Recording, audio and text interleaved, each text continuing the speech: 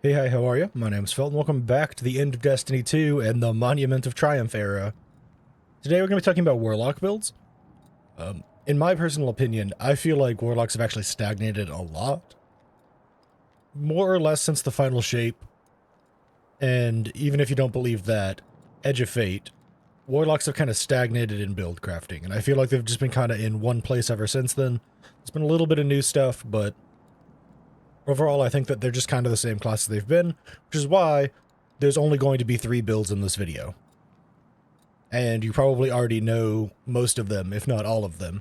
But I still want to put out my build so that people can know what I use and potentially just get inspiration for how they want to run their builds. Without any further ado, let's hop into it. Okay, I actually lied, there's a 4th build in this video, but we're only going to be talking about it for like a minute max, because it's a build that plays itself for the most part. It is Boots of the Assembler, Warlock. In other words, you put on Boots of the Assembler, you put on Well, you get the 200 weapon stat for DPS phases, you try and get to 100 super stat so that you can regenerate your super as fast as possible, and then you try and break 100 grenade stat if you can to make Hellion deal more damage.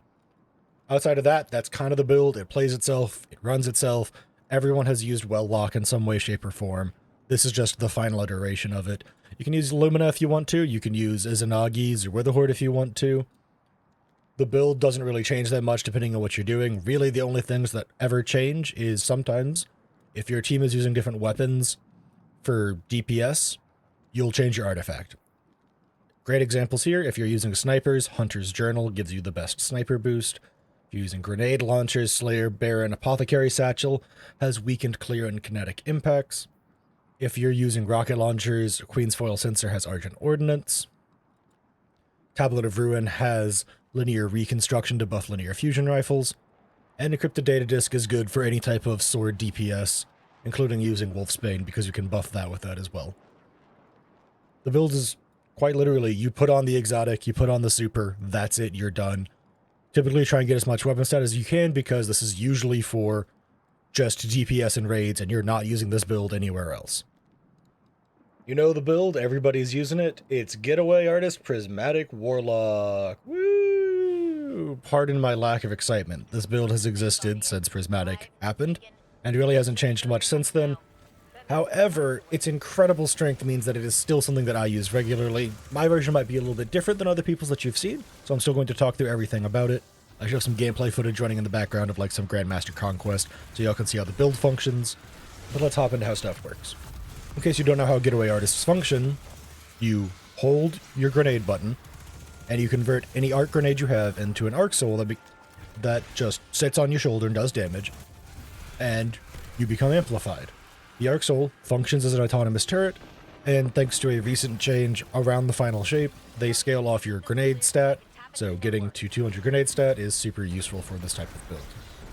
As for the version of it that I run a very lightsaber-focused version of the build, but we will get to that part later. Let's start by talking about the subclass, because I always feel like the subclass is the most important part of any build, because it just informs how most of it is played. Super. I use Song of Flame because I find that this is a generally neutral game style build that works best in strikes, dungeons, and like Grandmastered ultimate level content of that variety. It does sometimes work in raids, but more often than not, you will use a different variation of it, which I will be covering within the same video, because it's still technically just an Arc Buddy build, but different.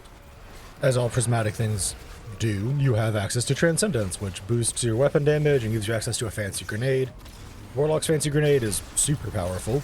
It suppresses stuff, slows stuff, and freezes stuff, because it is a void stasis grenade, being an incredibly powerful and potent AoE control tool once you pop Transcendence, and also just really helps do everything you could ever want in terms of dealing with champions.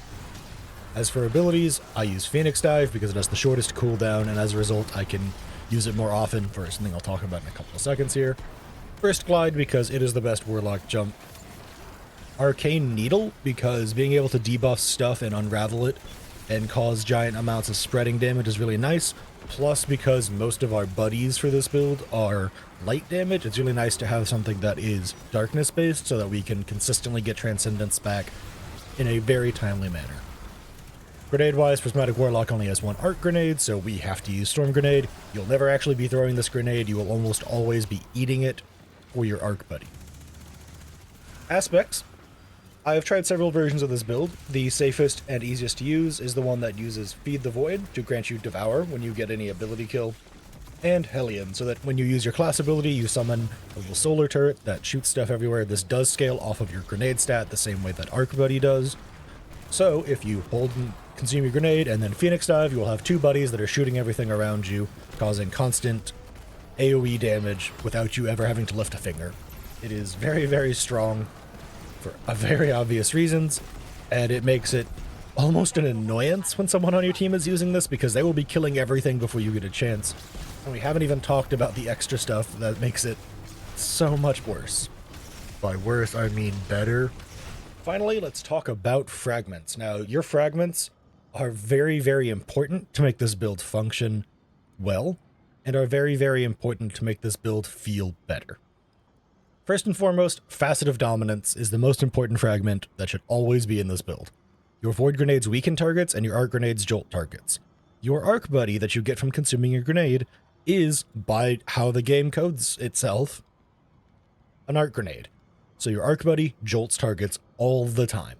It is incredibly strong, and you are always spreading arc damage all throughout everything, and it's one of the reasons why this build is so strong. By the time you get to other enemies, after you finished focusing down one, they're probably half health from the jolt that's been spreading out across everything. You might think the Void Grenade part is not very strong. Our Transcendent Grenade is part Void, meaning that the Transcendence Grenade does weaken targets. It's incredibly, incredibly strong to make it so that you have both of these effects most of the time when you're playing this build, and it's one of the reasons why this build feels so good. Our next fragment up is Facet of Protection. While surrounded by combatants, you are more resilient to incoming damage, while Transcendent, the effect is increased. We are constantly in the middle of everything with this build, specifically because I like using the Praxic Blade. And so as a result of that, you're almost always getting full value out of Facet of Protection. It is incredibly powerful and really keeps you alive well past when you deserve to be alive. Next up is Facet of Hope, and this isn't the most important part of the build, but I do find it to be very, very nice to have. While you have an elemental buff, your class ability regenerates more quickly. Now, that means that as long as you have something like Amplified, Bolt Charge, Cure, Radiant, Restoration, Devour, Invisibility, Overshield, Frost Armor, Woven Mail, any of those things, which we will almost always have Amplified and Devour on this build because of getting constant ability kills and getting Amplified when we eat our grenade, we almost always have the Facet of Hope buff active, which just means we can cast our Phoenix Dive a little bit more often, which means we get Hellions a little bit more often, so we have really good uptime on both of our buddies with this build. Last but certainly not least is Facet of Ruin. We only really get to use half of this, but that half is really nice. You increase the size and damage of the burst when you shatter a stasis crystal or frozen target, whatever.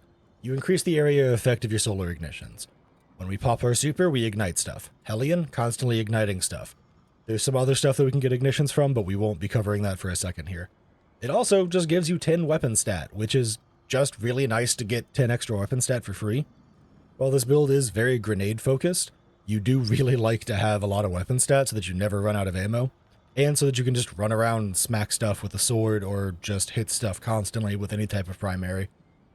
I know there are some people who use different things in this slot. I think Facet of Ruin is really, really nice for this build though. For this roaming version of the build, I'm only going to discuss one weapon, and that is just the Praxic Blade. Praxic Blade is the best weapon for this build when you roam and just want to be killing stuff. This is what you will be using 80% of the time with this build. It is the best weapon for the build. I will talk through the weapon mods that you have. Obviously, you can use whatever Praxic Blade crystal you want. Use the one that makes you look the coolest. If you have access to the Dark Matter one, get it. As for the blade form, I like the balanced form, because I like to be able to just regen my health on rapid final blows and deal more damage against trash mobs. This isn't really a boss damage build, and you do more than enough damage to bosses anyways. Forceful Blade 3, just to give it the highest base damage that you possibly can. And the other most important part of this is you use the Impact Core. Why? Melee damage from this weapon applies an elemental effect that matches your equipped super. Because we are solar, we scorch targets with our sword. This is why I like Facet of Ruin. If you are fighting slightly tankier enemies or just in harder content and you'll be wailing away on something for longer, you will be constantly igniting whatever enemy you're fighting. As for the trait, you kind of have your pick of the litter. I think Hyperblade is the most fun one to run because it gives you free amplified and you get extra lunge distance after you block some shots. Any of the other traits are also acceptable, but I just think Hyperblade's the best one to be running. It may also make sure that you keep your amplified up at all times, even without eating your grenade. Our artifact is the encrypted data disk because there is no other better choice for using the Praxic Blade. Kinetic Synthesis, sustained kinetic weapon damage, and rapid fatal blows have a chance to generate a unique ammo brick. Collecting this brick will grant ammo to the equipped kinetic damage weapons and grant special and heavy ammo progress. With Kinetic Synthesis and the Praxic Blade, you will never run out of ammo for the Praxic Blade, and probably never run out of ammo, period. That special ammo brick gives you ammo for the Praxic Blade. Special ammo gives you ammo for the Praxic Blade, which you are getting extra progress on from Kinetic Synthesis. You can literally run double special plus a heavy and be totally fine on this build because Praxic Blade will just give you an unbelievably large amount of ammo through Kinetic Synthesis. Singularity Blade, a very powerful part of this. While you avoid elemental buff, you will almost always have Devour. Melee and sword hits weaken targets, while melee and sword final blows create a weakening burst. Meaning that you just weaken stuff by hitting it with your Praxic Blade, and if you kill something, it's an AoE burst of weakening that applies to everything around you. It's just silly strong. Next up is Dielectric. Defeating arc debuffed targets grants bolt charge. Because your grenade jolts, we will be constantly getting bolt charge. Rapidly defeating arc debuffed targets spawns an orb of power and heals a small portion of health. It's just kind of nice secondary thing. It's mostly just because we like having free bolt charge, giving us even more debuffs to apply to enemies. Combination Argent Blade. Briefly pause after executing a light attack, then follow it up with a lighter heavy attack to empower your sword for a short time. You'll probably just trigger this on accident. Kinetic Rupture is up next. Kinetic weapon damage against a powerful combatant has a chance to create a Kinetic Rupture. Targeting this rupture causes a damaging explosion that staggers combatants, strong against unstopped champions. You'll just be making these for free when you're using your Praxic Blade. You might accidentally pop them if you can just finagle your camera a little bit to make your lightsaber hit them. But worst comes to worst, you make them with your one weapon and then you pop them with another weapon, or someone else shoots them because they see them. It's just a really nice thing to have in this build. Finally, another stupidly powerful part of all of this is Sword Storm combo. Performing 3 light sword attacks, followed by a heavy, summons penumbral blades that surround you to damage and disorient combatants. Sword final blows extend the duration of these penumbral blades.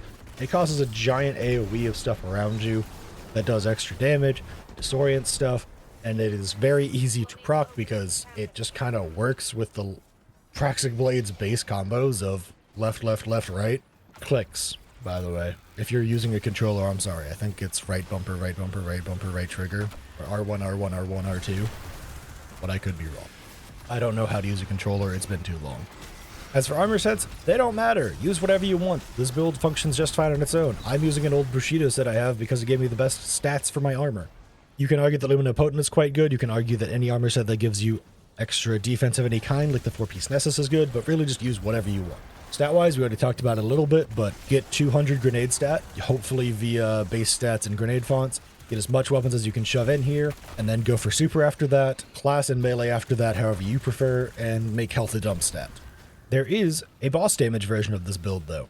Everything else is mostly the same. All of your abilities, aspects, and fragments are the same. The only difference is you'll typically use either Nova Bomb, Cataclysm, or Needle Storm to do extra burst super damage during boss phases, and our weapon choice and artifact choices are different. Let's talk about the artifact first, because it informs our weapon choices. We use the Hunter's Journal. Energy Diffusion Substrate is here just to make yourself a little bit tankier. Sustained Fire means that you probably want to use an auto rifle to give yourself extra damage resistance. There's also not much else that's very good in this. And because we want a good primary that will keep us alive the best because of our weapon choices, using Sustained Fire to keep ourselves alive better feels really good. Radiant Orbs is in here just to get yourself free Radiant whenever you pick up orbs. Solar Fulmination is to make your ignitions a little bit better. Your Hellion will be igniting stuff still, don't worry about that. Targeting Autoloader is in here because it synergizes with the other auto rifle perk. While you have an auto rifle equipped, defeating combatants reloads your equipped weapon and temporarily increases weapon damage, awards bonus progress when dealing final blows while surrounded. This basically just makes your auto rifle feel even better. You can use whatever auto rifle you want in this build, just know that it's going to be in the energy slot. The other thing that informs our weapon choices, obviously, is Sniper's Meditation. Sniper rifle hits grants stacking sniper rifle damage, stability, and reload bonuses for a short time. Heavy ammo sniper rifle hits count as more than 1. Last but certainly not least is prismatic transfer. This is the thing that makes it feel a little bit better to use in team content, and what will often inform your super choice. When you cast your super, each member of your fire team with a super type different than yours gains a bonus to weapon damage. Just check what your team is using in raid content, and either use Dunk if no one's using Void, or use Needle Storm if no one's using Strand. Whichever one you want to use, it'll work out just fine, because both of those supers do very comparable damage in the long run, and you would rather buff everybody else as well as deal fast super damage over using, say, Song of Flame and setting in Song of Flame, spamming your melee. For this boss damage of the build, the heavy weapon is something that cannot be changed. You have to use a refurbished A499, and you should probably be using aggregate charge because you will be applying tons of elemental debuffs to stuff. The other weapon we use is the Izanagi's Burden because it's just the best special sniper in the game. And since they're both kinetic damage, we can rock matching damage buffs on our boots. If you've never used the Burden, it's a very powerful sniper rifle that you basically dump your ammo extra fast by turning 4 bullets into 1 extra strong bullet. It's incredibly powerful if you know how to use it. As for the energy weapon, I really like the Reckless Oracle. I have not gotten a good new one from the Pantheon yet, so I just have my old Destabilizing Rounds 1 for all roll. It really doesn't matter that much what you use. The next build we're going to be talking about is the matadoxia Warlock. There should be some gameplay footage in the background at this point as well. The exotic perk of it says targets damaged by Arcane Needle emit a suspending detonation when defeated. Landing multiple Arcane Needles or Needle Storm on the same target immediately triggers a larger, more powerful detonation. Defeating suspended targets grants melee energy, or Arcane Needles are strong against barrier champions. Things that this doesn't say, it usually takes 2 melees to break a barrier champion, making that part not the easiest to use. And that extra more powerful detonation when you hit all your needles on one target with your super rivals a Titan's Curus Thunder Crash, making this a very viable burst damage option for Warlocks to have in the back pocket. As for the subclass, we obviously use Needle Storm. Transcendence is the same as what I talked about earlier. However, we do use Empowering Rift for this build so that we can have a little spot to sit down in and DPS from. Still Burst Glide, still Arcane Needle, but that's more because it synergizes with our exotic. And we'll be using Vortex Grenade because we want to be able to have some really powerful Void stuff going on, especially weakening targets. As for our aspects, we are still using Feed the Void like our other build because it's really hard to top Devour, but we are also using Weaver's Call. Activate your class ability to weave 3 Threadlings and deploy any perched Threadlings you have. Dealing damaged and defeating targets generates perched Threadlings. This turns you into a Threadling vomiting machine since the way that they buffed it. I don't remember when they buffed this, to be completely honest. It was a little bit ago, but when they buffed this, you became a Threadling vomiting machine. Dropping a rift and sitting in it and damaging stuff, you are spitting out Threadlings all of the time, meaning that you are constantly unraveling everything in sight, but we have to get to our artifact for that to make sense. As for our fragments, these are a little bit different than the Arc Buddy build, and some of these choices sound a bit odd at first, but they will make more sense as we get through them. First up is Facet of Dawn. Powered melee hits against targets makes you radiant. We just want to be able to get more gun damage out of the build because once we dump our super, we are a very gun-focused build. Facet of Protection is in here to keep us alive better because we just kind of like running in there, dropping a rift to deploy all our perched Threadlings, and watching carnage occur. Facet of Purpose is in here because I like having the base version of this build just have a lot of defensiveness in it. One of the loadouts I use with this build makes Facet of Purpose a little redundant because we use an artifact to get Woven Mail, but the other version does not, making Facet of Purpose a little better to give you free Woven Mail. Facet of Dominance is in here to make sure that we have our own way of debuffing stuff no matter what, so that our super will always hit harder. And then Facet of Hope is in here because I just kind of like having constant rifts. Constant rifts means constant extra Weaver's Call Threadlings. The default version of this build that I use casually in most content uses Tablet of Ruin, Unraveling Orbs to make your weapons have Unraveling Orbs, Elemental Siphon to make more Tangles, and also get you a little bit more super energy, Gold from Lead so that you never run out of heavy ammo, Vile Weave so that targets hit by your Tangles are severed, and you reduce your Tangle cooldown when you pick one up. This is just a nice little bonus, it's not the most important thing. Point Shuttle, however, super important. Damaging unraveled targets with a weapon occasionally spawns a Threadling. Threadlings sever targets that they damage. That second line is separate from the first line, meaning that any Threadlings you have, which you have a lot, are going to sever stuff, meaning that you are severing everything, constantly debuffing everything across the game. Limit breaks in here because it's pretty easy to get woven mail by picking up an orb and then immediately throwing your super out afterwards, meaning that you will always get that bonus damage that limit break provides. To Shreds is in here because it's just nice to get better woven mail. The woven mail from To Shreds lasts for 10 seconds. The ones from your subclasses only last 5. In case you don't know how To Shreds works, dealing sustained damage to severed targets unravels them. Defeating a severed target creates a hotspot of stranded energy, granting woven mail to nearby allies for a short duration. It also makes you a supportive Warlock because you're giving everybody woven mail for free. Isn't that so kind of you? It's mostly to buff yourself. Be a selfish Warlock. Do more damage. I think Mint Retrograde is your best special weapon for this build, and there's no competition. It is just use Mint Retrograde. As for your primary, use whatever you want, to be completely honest. Reckless Oracle is just my default go-to because I find Reckless Oracle to be really strong. For this build, the heavy weapon that I recommend for just the default version of the build, for running in most content, and potentially even raiding with, is just Microcosm. In case you haven't gotten Microcosm or don't know what it is, or don't even know what it's from the final shape. You get it from doing the enhanced difficulty story missions. The reason why I like Microcosm is because of Paracausal Imbuement. Blows with this weapon grants super energy, kind of nice. This weapon gains bonus damage once your super expires. After you cast your super, and you hit 0 super energy, this weapon gets a 20% damage buff for 20 seconds, which stacks with all other damage buffs you can give it via kinetic boosts on your boots and radiant and stuff like that, making this weapon do a lot more damage than people remember and realize. It's not as good as other builds, but for simplicity and ease of use, if you just want to hold left click and use a giant laser beam, Microcosm will get you there. The other reason I like it is because of the catalyst that came out for it recently. Half of the catalyst is just Thresh, meaning this weapon now has Paracausal Imbuement for extra super energy, and Thresh for gaining extra super energy, meaning that if you have a bit of spare ammo lying around, you can get a few kills with this thing, and refund like half your super energy in a few seconds. It also has that this weapon's kinetic ordnance can more easily stagger combatants and grant increased target acquisition and damage against low health targets, but more often than not, I don't really notice that activating, but it is nice to have.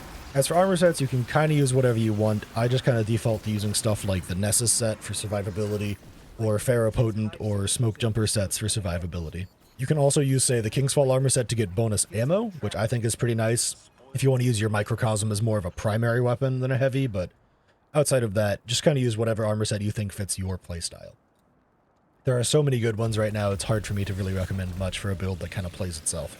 Armor stats, you want 160 super and 2 super fonts on your helmet, and the reason you want that is because that way you can fit in as much weapon stat as possible. If you have actually 180 or 200 super, that is just less stuff that can go into your weapon stats, and you can easily sacrifice 2 slots in your helmet to get an extra 40 super energy once you pick up an orb, giving you that full 200 super energy so that you just slam stuff with your super.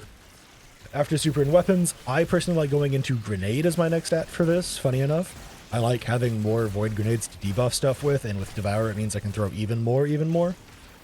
After that it's class, so that I can be spamming those Weaver's Call threadlings all over the place, and then melee.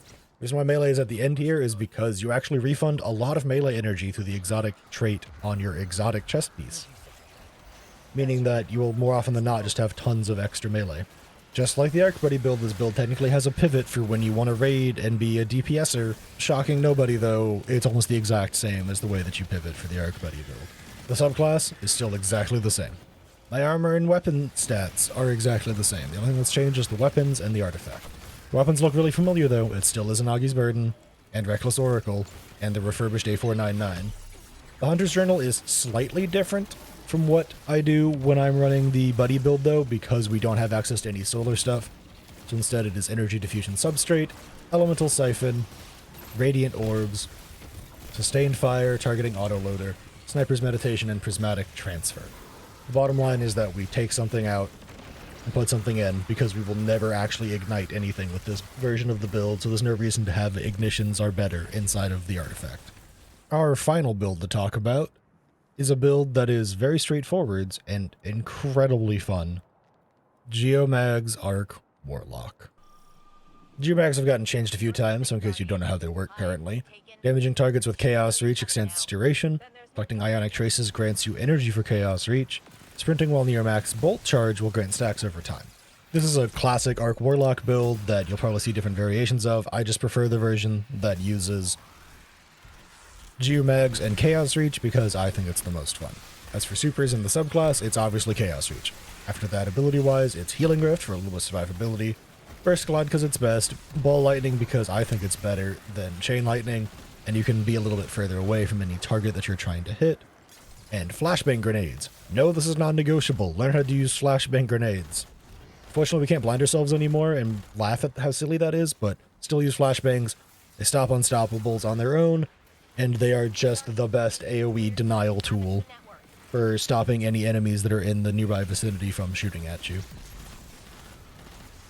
As for aspects, we are using Arc Soul to make it so that when we cast our Rift, we make an Arc Soul.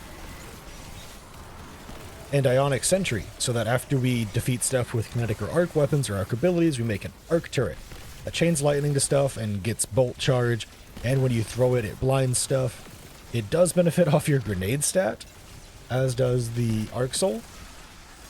This is just something that is good to know for when you're build crafting, is that both of those things scale off your grenade stat pretty dang well. No, we are not using Electrostatic Mind. We'll get to that in a second. Fragment-wise, we are using Spark of Shock to make our arc grenades jolt targets, Spark of Resistance to make ourselves just generally tankier when we're in the middle of stuff, Spark of Discharge. Arc weapon final blows have a chance to create an Ionic Trace. Collecting an Ionic Trace grants you a stack of Bolt Charge. This just means that you will constantly be accruing Bolt Charge as long as you are killing stuff with arc weapons. Spark of Frequency. Melee hits increase your equipped weapons' reload speed and stability. Doesn't matter. While amplified, the effects are increased, and you gain increased stacks of Bolt Charge from all sources. You get extra Bolt Charge while you're amplified. That's why you run Spark of Frequency. Who cares about that melee nonsense? We're going to do things a tiny bit out of order and talk about armor first, as well as armor stats first. As for the set bonus, it has to be 4-piece luminopotent, because otherwise you do not really make that many Ionic Traces. The 4-piece set bonus is final blows with Jolt or against jolted combatants create Ionic Traces. Without that, you just do not make near enough Ionic Traces for this build to work properly. It can work without it, it just feels so much better with the 4-piece. As for armor stats, Super is your #1 stat because this is a Geomag's Chaos Reach build. You want your super to do as much damage as possible, and you want to regenerate it as fast as possible. You will quite often be running around, killing everything with a super, killing a few things with your weapons to collect Ionic Traces, and then killing everything with a super again. Now, personally, I like to run weapons as my next stat so that I can actually get kills with my weapons, and class is the next stat after that, so I can always be using my class ability. However, you should probably run more grenade than I do. This is the only version of the build I could put together with my luminopotent armor set, leaving me with only 20 grenade stat. Your grenade should probably actually be your 3rd highest, if not 2nd highest stat in this build, if you can manage to get that way, because all of the bonus damage that Ionic Sentry and your Arc Souls will do, because your grenade stat is higher, will be really useful. It's not about regenerating enough energy, because at 20 grenade stat I can constantly regenerate my grenade. It's about your Arc Soul and Ionic Sentry doing more damage. So get more grenade stat than 20. Be better than me. Now, weapon loadout wise, there's a couple of things you can do about how you play this build. The one that I like to run through most content, and is mostly the casual version of the build, uses whatever primary you need in the top slot, the Delicate Tomb Exotic Fusion Rifle in the middle slot to make it so that you jolt stuff when you collect an Ionic Trace, and then when you kill stuff, you can make Ionic Traces as well. Meaning that you are just kind of an Ionic Trace factory, because you will make them off of jolted targets. This thing will sometimes make them on its own, and then you have a chance when you kill something to make one from your subclass, making it so that you just kind of vomit Ionic Traces back into yourself. As for the heavy weapon for this more casual version of the build, I like jolting feedback cooling baubles on a bitter end, and this exact roll is required if you want to use this thing. Jolting feedback means that you just jolt a target when you shoot it for more than like a second or two. This will shred through stuff in super low level content, so in medium to high level stuff it will feel much better than super low level stuff.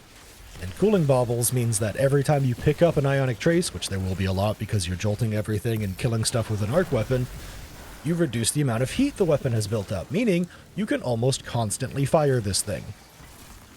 It's really fun. For this version of the build, I really like Tablet of Ruin, and honestly, for most versions of the build, I like Tablet of Ruin. Elemental Siphon means that rapid final blows with the kinetic weapon or arc weapon means that you can create elemental pickups that match your super. And elemental pickups that match your super grant super energy, meaning that you will constantly be making even more ionic traces for free, and they give even more super energy than they would otherwise. Dielectric is in here because defeating arc debuffed targets granting you bolt charge means that you will just get bolt charge all over the place, plus you heal yourself a lot as you kill things. Flash over is pretty nice. When you gain max bolt charge, you become amplified. That's fine. Lightning bolts deal more damage. That's really nice, making your bolt charge even stronger. Photonic Flare, defeating an exhausted or severed target with an arc damage. This is a blinding burst.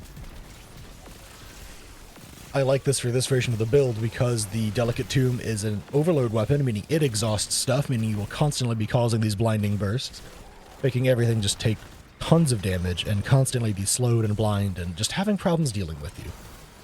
Gold from Lead for just free heavy ammo so you can hold down left click on that machine gun better. Defibrillating Blast to grant yourself so much healing when you detonate your dozens upon dozens of bolt charge stacks. And Limit Break because you will always have arc buffs, meaning that your Chaos Reach will do even more damage when you press the super button.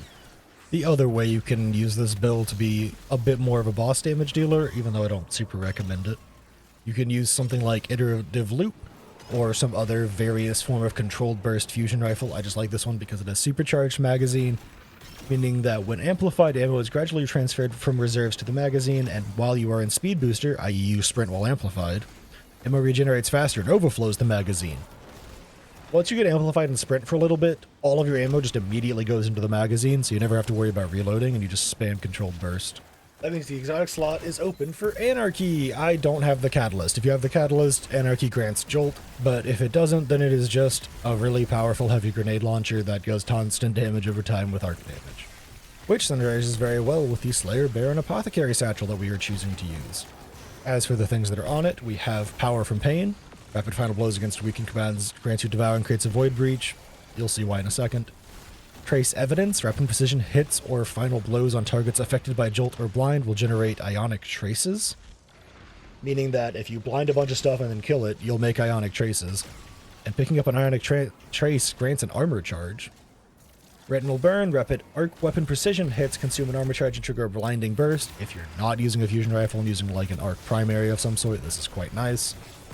Curative Orbs. The first time you break a target's shield or break the shield of a guardian, you create an orb of power. More importantly, collecting an elemental pickup, an orb of power, or destroying a tangle grants you a small amount of health. This means that you are constantly being healed by your ionic traces. Weakened Clear. When using a grenade launcher, damaging a boss, guardian, or breaking a combatant's shield reloads your stowed weapons and weakens the combatant. If you're spamming Anarchy everywhere to just break shields and debuff stuff, you'll probably accidentally get Devour with Power from Pain because everything will be weakened. The more important thing is kinetic impacts, though. Sustained damage of the grenade launcher increases the reload speed of grenade launchers and triggers a kinetic shockwave. This means that if you tag something up with Anarchy, like a boss, you will trigger Weakened Clear, you will trigger kinetic impacts, and they will constantly be taking a bunch of extra damage. It's even better if you actually have the Catalyst for Anarchy, but I do not. Arc Compounding is nice just because we blind stuff a lot anyways. Arc Sources dealing increased damage to blind targets is just a nice little bonus. So that's that. That's all the Warlock builds that I'll probably ever use until this game is brought offline. I hope you enjoyed the video. I hope you learned something new. I hope these builds were useful to you. If you're only here for the Destiny stuff, I'm sorry. I hope you stick around for other stuff. We play a lot of other games on the channel. We play lots of roguelikes and roguelites. Deadlock is currently a pretty big mainstay of mine. And we also like playing indie games and hardcore RPGs and things of the such. I'm really excited for the next Metro game that's coming out. This is something that I haven't mentioned in any other outro. Y'all Warlock mains get something special. But either way, thanks for watching. Y'all are cool and I appreciate you. And I hope to catch you all in the next one.